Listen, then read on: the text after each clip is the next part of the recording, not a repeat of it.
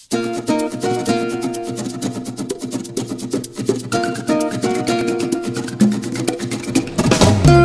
there friends, welcome back to ZamboTimes.com here on Late Night Show with your host here, Bernie Concepcion. And of course, in coordination with the Garden Orchid Hotel and of course, Radyo ng Bayan, Zambo. Well, this time we are inviting you to stay tuned and watch for another personality, a dignitary. So I wish to introduce tonight. I hope our exchanges, her thoughts, ideas, and what's in her mind might inspire us all. Ladies and gentlemen, this lady happens to be half Zamboangueña, if I may say so. May I have my código. She is actually known to be, she's comfortable to be called Kokoy. Kokoy, right? Our guest tonight, ladies and gentlemen, came from Region 12. 12. And she is a product of my alma mater, Notre Dame University in Cotabato City. Sure. And she prefers to be introduced as a mother of a successful family. And of course, a friend to all of us. She is a charming, friendly lady of the National Economic Development Authority, or NEDA. And without much ado, let me introduce, ladies and gentlemen, as we welcome her to Region 9, our Regional Director of the NEDA 9, based now in Pagadian City. Yes. Our very own Director, Teresita Socorro Carrasco Ramos. Ma'am, welcome to our show. Thank you very much, Bert. Medyo pagod pa kayo, ma'am. Galing kayo sa labas. No? Galing so it's a busy day for you. Actually, since yesterday, I just arrived this afternoon from a meeting in Manila. Okay. So I came over because I wanted to see the Eco Zone here. Nice, no? Was it your first time to visit the Eco Zone? Yes, it was my first time. I had to prevail on a new friend of mine. You know this labor leader, Mr. Joe Swan? The guy whom you can never refuse. I cannot refuse him. Yeah. And it so happened that I also sit in the regional tripartite wages. As a member of the yes, as board. the RTWPB. It's the body that set the wages in the region. And so that's where I met this great labor leader, and who happens to be one of the members of the board of directors. Yeah. So he did not know that I used him. Yes, Where is he there? This guy. I used him to get into the Eco Zone. Yeah. I knew the guy for decades already, more than decades, yeah. and he has been an institution already. That's why actually I would like to thank him. I would like to thank the chairman of the Eco Zone for allowing us to visit the area. So I was able to see how much development has actually taken place or still needs to take place. I know the development in this part of the region is right at the tip of your finger, and you could assess how it is going now at the moment. Ma'am, being the NEDA director, and you just assumed recently, right? Yes, April. Last April. Yes, April. And you are still in the getting stage of familiarization. Yes, getting to know stage. Yeah. Okay. Testing the ground. Yes, trying to build my network, trying to create friends, to meet people. Okay. Ma'am, this early, let me ask you, what's the mandate now of the NEDA? Aside from its, what we know, that you are there in the preparation, looking at the master plan for the region in development. Okay. So, is there any new guidelines or new mandate for that mandate? In terms of mandate, there is no new mandate actually. But I think I would like to take this opportunity to inform the listeners, to inform our people in Region 9 about the National Economic and Development Authority. And I cannot do that without mentioning the Regional Development Council. Okay. Yes. The Regional Development Council is the primary planning and policy-making body in the region. It sets the direction of social and economic development for in our case, Zamboanga Peninsula. So the Regional Development Council, it's there, and the body that provides that council with technical and administrative support would be the NEDA. Coming from the government. Yes. And the Regional Development Council is a government. The government. Yes, it's a government body. The chairperson is appointed by the president. So the chairperson can be either from the government or from the non-government organization. So if the chair is, for example, from government, the co-chairperson has to be from a non-governmental organization, private sector, no? Yeah. And in some regions, we have chairpersons appointed who are from the private sector. Like in Davao, for a long time, it was Ayala. Ayala. Wow. Yes.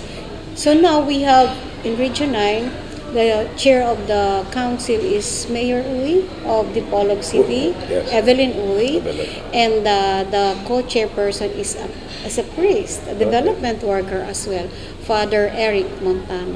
Yeah. And I sit as the vice chair, ex officio, by virtue of my position as regional director of the NEDA and head of the secretariat.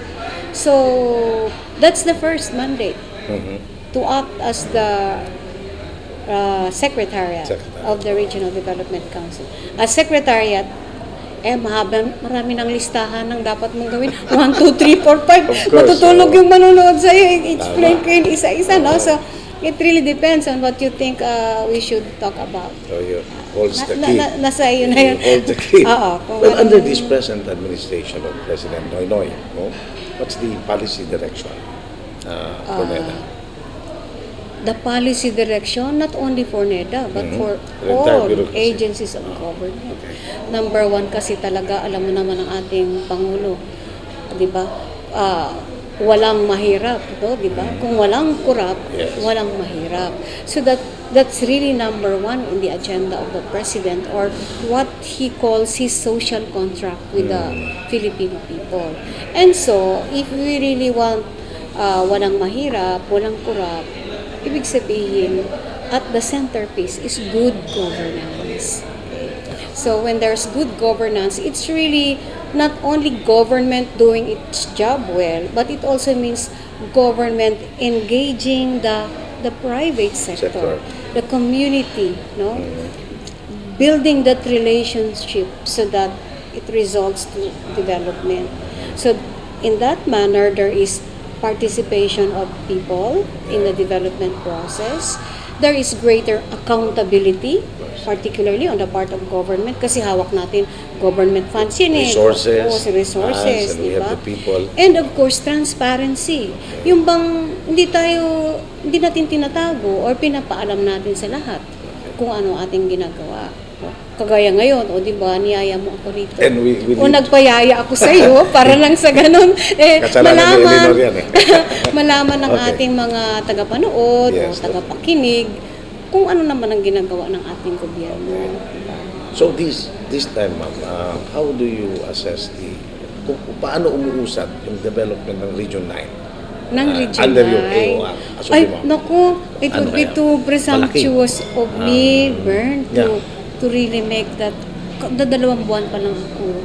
It's unfair for me, I think, to make any judgment. Siguro, observations. Okay. Pero as a general, how's the region faring with the others in terms of development, pouring in of infrastructure development? Kumusta ang region? Fair naman ba yung pasok ng mga eto siguro in more than 2 months na nandito ako, ang una kong gustong sabihin talaga about the region is really the potentials for development. Can you imagine that it's very rich? You know, when you travel, green na green yan berdeng berde. If you travel there, somewhere in the eastern portion. This Brown yung ibang areas ng Mindanao doon. Oo. Dito, green na green. And this sa mainland, sa central, And this is the first time I went through a road where, alam mo, sabi ko, bakit ang itim? Ang itim dito. Sabi ko, ang itim. Ma'am, sabi ng aking driver, kana mauna ang coal, ma'am. Uy, ang coal, di ay kalat-kalat, di ay diri ang coal. Sabi ko, this is how rich, how rich the region is. I was really amazed, to know that it is that rich. And then, as far as my readings would be concerned, alam ko, rubber. We are also a producer of rubber. So, and then, we are the bottled sardines capital. Sabi ko, ang grabing potentials. And the seaweeds also. Seaweeds, we could be the richest region. And so when I was sabi ko, this is a very challenging task, I said. Because my feeling is that we need to bring together all the parts of the region. When I say parts, I'm really referring to the sectors, the local government units themselves, the chief executives perhaps. How do we, ikaw kaya Bernie, pwede ba ako magtanong sa'yo? kasi we have also a role to play. Oo. Paano kaya natin ito? Ang tingin ko kasi parang parang kailangan natin silang encourage na yung to unite, to solidify our forces, or our resources, get our acts together, and make Zamboanga Peninsula a really growing region. Right now, I see potentials, but I think these are not really being harmonized or put together, deliberately, because of course, with due respect to our local government, the chief executives, they're doing their own development work in their own areas, in their own way. Pero palagay ko, tayo may papel para buuin natin yung kanilang, makita nila as a whole, from the top, kumbaga, makita mo buo yung Zamboanga Peninsula. Ang aga pa, nag-dream na ako, no? Samantalang hindi ba nakakaya? Yung 2 buwan pa lang ako dito, marami na akong pangarap. Dapat talaga may mag-i-steer sa kanila. I was really challenged to do the pushing. And then, there are also a lot of institutional problems. I do not want to, wag mo na akong tanungin masyado about this, pero like regional center, di ba? Isang issue yan. Isang issue, na kahit ako, mas mamarapatin ko na lang munang tumahimik muna at antayin ko ang desisyon ng ating Pangulo dyan. Pero actually, isa yan sa mga bagay na inaantay natin para nang sa ganun. Kumbaga naka-parking kasi tayo di ba? Hindi natin alam kung clear na ba at kaliwa ba, kanan ba, no? Kasi kahit ano naman sasabihin ng ating Pangulo we are all for development, so we will just follow. But I also see that as one of the things that need to be clarified. But Zamboanga City, sabi nila, we are the richest in terms of, yung financial standing. I mean, medyo stable yung... narinig ko yun. Marami raw tayong pera dito. I cannot verify that. Ikaw, mas matagal ka dito. Totoo ba yun? Marami tayong resources dito? Is it, itago lang natin ito. Dapat siguro gamitin to steer the economy. Medyo, parang... Bakit? Wala tayong... Dapat ganun siguro, no? Wala tayong masyadong... tinatago natin. Ang pera kaya tayo nandiyan para gastusin natin. Dapat magpa-brief tayo, ma'am, tungkol sa siguro yan ang status, no? Hindi ko yan. I-brief ko kaya. medyo blind ako ng context. Anyway, iniwasan mo yata. Anyways, okay. We start sa drawing board, di ba? Okay. And some certain sectors propose mga projects and development for the region. Dadaan yan sa kamay natin for comments, maybe rectification or may mga ginagawa. You are talking about one of the functions of NEDA. Yeah, I think doon ang unang-una, that's the foundation. Mag-umpisa yung mga dreams nila na pagkatotoo. Kumusta po yung ano natin? Siguro marami na sa kamay ninyo ngayon. Mga proposals, kung ano-ano mga inisip na ikabubuti natin sa region. What do you think, ma'am? Sa Region 9, yung bang sinasabi natin marami kaming hinahawakan na proposals, sa totoo lang, wala. Hindi naman wala. Halos... Ma'am, sasagutin natin yan, ma'am. We'll pause for a break at we'll sige. be right back here on Late Night Show with our Regional Director, Madam Teresita Kokoy. Kokoy Ramos. may Koko, dahil sa Socorro. Sa Socorro kasi yan ako. Madam Teresita Socorro Carrasco Ramos.